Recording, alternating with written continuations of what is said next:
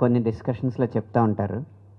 ఈ ప్రపంచం తూర్పు పడమరగా విభజించబడితే తూర్పున ఉన్న వాళ్ళంతా ఆత్మజ్ఞానం మీద బాగా ఏకాగ్రత వహించి శరీరాన్ని లేకపోతే బౌద్ధికమైన ఆనందాలని, సంపదని వాటిని పెద్దగా లెక్క చేయలేదు. అలాగే పడమర ఉన్నవారంతా శరీరాన్ని, బౌద్ధికమైన సంతోషాలని, సంపదని, విజ్ఞానాన్ని వీటిని ఎక్కువగా గొప్పగా చూసి ఆత్మజ్ఞానాన్ని సరిగ్గా వాళ్ళు చూడలేదు, విస్మరించారు. అందువల్ల ఒక చోటేమో యజమాని గొప్పగా ఉన్నాడు కానీ ఇల్లు బాగలేదు, ఇంకో చోట ఇల్లు చాలా గొప్పగా ఉంది కానీ యజమాని బాగలేదు. ఏది జరిగినా కూడా ఇల్లు పాడైపోద్ది, ఆ యజమాని పాడైపోతాడు. ఈ రెండిటిని కలగలిపిన ఒక మనిషి, ఒక విశ్వమానవుడు, బుద్ధ ద జోర్బన్ అలాంటి వాడిని క్రియేట్ చేస్తేనే ఈ ప్రపంచం శాంతితో, సుఖ సంతోషాలతో వర్ధిల్లుతుంది అని ఆయన చెప్పడం జరిగింది. అలా జరగాలంటే శరీరాన్ని, ఆత్మని కూడా కలపగలగాలి. ఆ శరీరం, ఆత్మ యొక్క కలయికనే మన పూర్వీకులు యోగా అని చెప్పి దానికి ఒక శాస్త్రాన్ని, కొన్ని సూత్రాల్ని పెట్టి ప్రపంచానికి లోక కళ్యాణం కోసం అందించారు. వారు అప్పుడు అందించిన ఏది ఎప్పుడు గుర్తింపు పొందాలో అప్పుడే గుర్తింపు పొందుతుంది. కాబట్టి ఉదాహరణకి అన్నమయ్య గారు 450 సంవత్సరాల క్రితం కీర్తనలు కూర్చున్నా కానీ పిబిఆర్కే ప్రసాద్ గారు వెలికి తీయడం వల్ల 1980 దశకంలో మనకి అన్నమాచార్య కీర్తనలు మన మధ్యకు వచ్చినాయి. అలాగే ఇప్పుడు పాలకుల్లో కాస్త అంకిత భావం, దేశం పట్ల భక్తి, దేశమే మొదట అన్న నమ్మకం వారిలో ఉండడం వల్ల మన దేశం ఈ ప్రపంచానికి ఏమిచ్చిందని ఆలోచించి ఈ ప్రపంచానికి ఇంటలెక్చువల్ ప్రాపర్టీస్ కానీ, పేటెంట్ రైట్స్ కానీ అందుకోకుండా, ఆశించకుండా యోగాని మనం కానుగ్గా ఇచ్చాం. ఆ యోగాకి ఒక ప్రపంచం వ్యాప్తంగా ఒక దినోత్సవం ఉంటే భవిష్యత్తుకి, లోక కళ్యాణానికి ఉపయోగపడుతుందన్న ఉద్దేశంతో మన పాలకులు రేపు 21వ తారీఖున యోగా దినోత్సవంగా నిర్వహిస్తూ ఉండడం జరిగింది. దానిలో భాగంగా ఒక ఆలోచనని ముందుకు తీసుకురావాలి అంటే అది ముందు పాట ద్వారా సాధ్యమవుతుంది అన్న ఉద్దేశంతో అశోక్ గారు, రాధాకృష్ణ గారు యోగా గురించి ఒక పాట చేద్దామని నన్ను సంప్రదించడం జరిగింది. అయితే ప్రతి రాష్ట్రం, ప్రతి దేశం పాడుకునేలా ఉండాలంటే దీనిలో అన్ని సంస్కృత పదాలు ఉంటే అది సబబుగా ఉంటుంది అనిపించి ఈ పాటని పూర్తిగా సంస్కృత పదాలతో రాయడం జరిగింది. గురించి మాట్లాడాలంటే నిజంగా చాలా అర్హత కావాలి. నాకు తెలిసి యోగా అనేది అంటే మనం రెగ్యులర్ లైఫ్లో చాలా చీప్గా, అంటే ఖర్చు లేని విధంగా, నెక్స్ట్ అత్యంత విలువైంది రెండు యాక్చువల్లీ యోగానే. ఎందుకంటే దీనికి డబ్బులు ఖర్చు పెట్టక్కర్లేదు, అలానే దీనంత గొప్పది కూడా ఇంకా ప్రపంచంలో ఏదీ లేదు. కానీ మనం దీనికి చాలామంది ఏంటంటే చిన్న నెగ్లిజెన్సీతో చేద్దాంలే అనుకుంటుంటారు పొద్దున్నే. దీని గురించి ఎవరన్నా మాట్లాడుతున్నా వాళ్ళు చేస్తారు, వీళ్ళు చేస్తారు అనుకుంటారు. కానీ ప్రపంచంలో ఉన్న ప్రతి వ్యక్తికి ఇది చాలా అవసరం. అందుకనే మోడీ గారు యాక్చువల్గా ఈ యోగా డే అనేది 21న ఒక డేగా పెట్టి దాన్ని ప్రపంచానికి ఇంకా ఎక్కువ మందికి రీచ్ అవ్వాలని చెప్పి ఈ యోగా డేని పెట్టడం జరిగింది.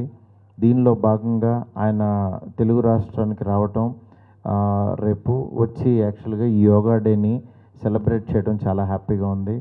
అలాంటి దీంట్లో మా అశోక్ గారు, ఈయన డిస్ట్రిబ్యూటర్గా నా దగ్గరికి 2014లో కలిశారు. తర్వాత ఒక 2 years ట్రావెల్ అయ్యారు. దాని తర్వాత ఆయనకి డిస్ట్రిబ్యూషన్లో లాస్ అయినప్పుడు అప్పుడు జనరల్గా చెప్పాను. దాని తర్వాత మళ్ళీ ఆయన కనపడలేదు.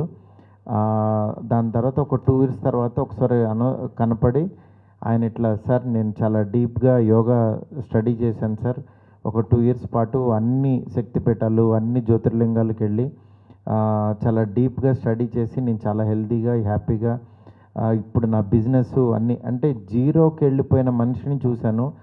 ఆ రోజు నా దగ్గరికి వచ్చినప్పుడు ఈయన చాలా సూసైడ్ టెండెన్సీస్ ఉన్నాయి సార్, నాకు ఏం పరిస్థితి అర్థం కావట్లేదు, నేను జీరో అయిపోయానంటే మా ఇంట్లో కూర్చోబెట్టి ఒక 1 hour మాట్లాడాను ఆయనతో.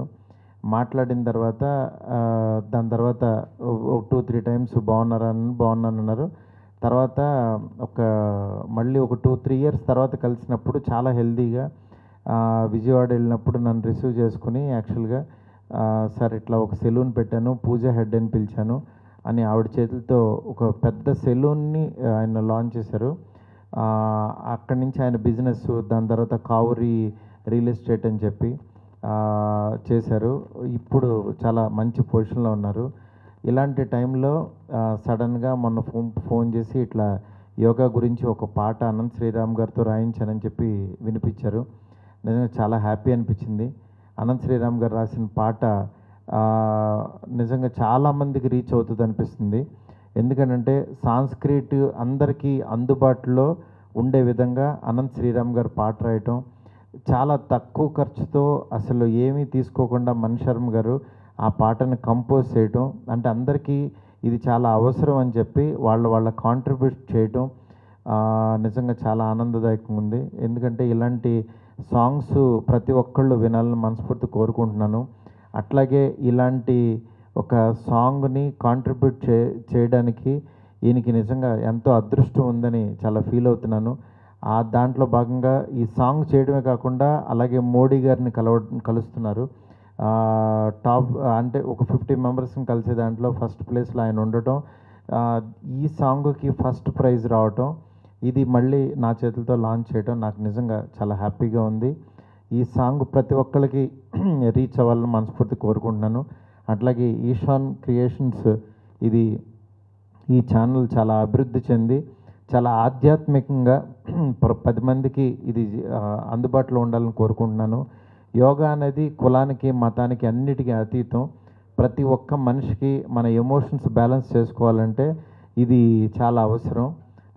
యోగాని పర్టికులర్ ఒక ధర్మం కింద ఒక రిలీజన్ కింద అలా పెట్టుకోకుండా ప్రతి ఒక్కళ్ళు చేయాలని చెప్పి మనస్ఫూర్తి కోరుకుంటున్నాను. Thank you Ashok garu, thank you so much. ఇలాంటి సాంగ్స్ మీరు మళ్ళీ ఇంకెన్నో చేయాలని మనస్ఫూర్తి కోరుకుంటున్నాను. థ్యాంక్ యూ అనంత్ శ్రీరామ్ గారు, మంచి సాంగ్ ఇచ్చారు మళ్ళీ మీ చేతుల ద్వారా. Thank you sir, bye. Thank you. నేను 2014 నాకున్న సినిమా ఇండస్ట్రీ మీద ఉన్న ప్యాషన్తో 2014-2015లో 2 ఇయర్స్ నేను సినిమా ఇండస్ట్రీలో డిస్ట్రిబ్యూటర్గా, సమ్ మూవీస్కి డబ్బింగ్ మూవీ ప్రొడ్యూసర్గా పనిచేయడం జరిగింది. ఆ టైంలో నాకు ఇండస్ట్రీలో వచ్చిన కొంచెం ప్రాబ్లమ్స్ మూలంగా నేను ఫైనాన్షియల్గా కొంత డౌన్ అవ్వడం జరిగింది. కొన్ని మంచి సినిమాలు చేశాను, ఒక 10-15 మూవీస్ డిస్ట్రిబ్యూషన్ చేశాను. ఆ టైంలో మారుతి గారు కూడా నాకు మంచి సహకారం అందించారు. మారుతి గారి ద్వారా పండవలో అక్కడ సినిమా చేస్తే అది విజయవాడలో 50 డేస్ ఆడింది. కానీ తరజన పరిమాణంలో శంకరాభరణం అనే నైజంలో ఒక మూవీ డిస్ట్రిబ్యూట్ చేశాను. తర్వాత కళావతి అనే మూవీ డిస్ట్రిబ్యూట్ చేశాను. దాంట్లో నాకు బాగా నష్టం రావడం జరిగింది. ఆ టైంలో నేను బాగా డిమాలేజ్ ఉన్నప్పుడు మారుతి గారు ఒకరోజు నన్ను ఇంటికి పిలిచి, అది 2015 మార్చిలో 16 మార్చిలో మారుతి గారు ఇంటికి పిలిచి, అశోక్ గారు మీరేం బాధపడాల్సిన అవసరం లేదు, సినిమా ఇండస్ట్రీలో ఇలాంటి ప్రాబ్లమ్స్ అన్నీ కామనే, బట్ నాకు న్యూమరాలజీ తెలుసు, నేను చెప్తున్నాను, నాకు బాగా తెలిసిన వ్యక్తిగా చెప్తున్నాను, 2017 ఆగస్టులో మీకు సక్సెస్ వస్తుంది, అప్పుడు దాకా ఏం చేయబాకండి, సైలెంట్గా కూర్చోండి అని చెప్పారు. ఆ మాటకు నాకు అర్థం కాలేదు. మారుతి గారు అంటే ఎలా చెప్పారు, ఏమి చేయొద్దు ఖాళీ కూర్చోమన్నారంటే ఏం చేయాలో అర్థం కాలేదు. బేసిక్గా ఏంటంటే చిన్నప్పటి నుంచి నేను యోగా ప్రాక్టీస్ చేస్తాను, బట్ ఖాళీగా ఉన్నారు. మారుతి గారు చెప్పారు కదా, ఒక 100 ఖాళీ కూర్చోవడం ఎందుకని ఏదైనా యోగా ప్రాక్టీస్ చేద్దామని చెప్పి ఒక ఇన్స్టిట్యూషన్కి వెళ్ళాను. అక్కడ నాకు ఒక మేడం చెప్పారు, మీరు డబ్బులు పోగొట్టుకోవడం వచ్చు, జీవితంలో కష్టాలు మెచ్చుకోవడం, దానికి కారణం మీ పూర్వజన్మ కర్మలే కారణం. అది మీ వెన్నుపూస చివరన మూలాధారంలో మీ యొక్క ఆత్మశక్తి నిక్షిప్తమై ఉంటుంది. మీ పూర్వజన్మ కర్మలన్నీ అక్కడ కలగలిపి ఉంటాయి. మీరు ఆ జన్మలో చేసిన కారణంగానే, ఆ పాపాల బాధల కారణంగానే మీరు ఈ జన్మలో కష్టాలు అనుభవిస్తారు. అది పోగొట్టుకోవాలంటే మీరు యోగా సాధన చేయాలి, చేస్తే డెఫినెట్గా మీరు సక్సెస్ అవుతారని చెప్పి అన్నారు. అది నిజమాన్ని ఎందుకు ట్రై చేయకూడదని నేను ఒక 1 ఇయర్ పాటు ఒక రోజుకి ఒక 18 అవర్స్ యోగా ప్రాక్టీస్ చేశాను.